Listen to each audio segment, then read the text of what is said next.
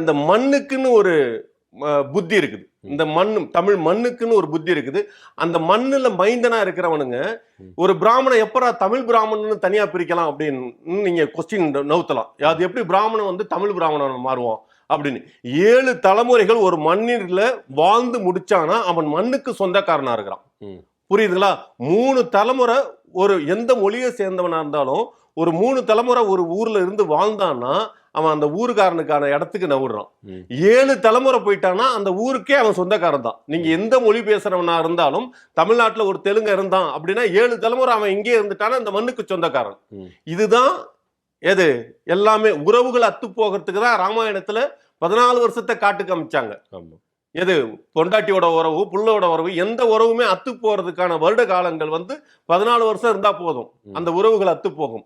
அது மாதிரி உற்றார் உறவுகள் எல்லாத்தையுமே அத்து போக வைக்கிற இந்த மண்ணுக்கு சொந்தக்காரனாகிறதுக்கு 7 தலைமுறைகள் வேண்டும்.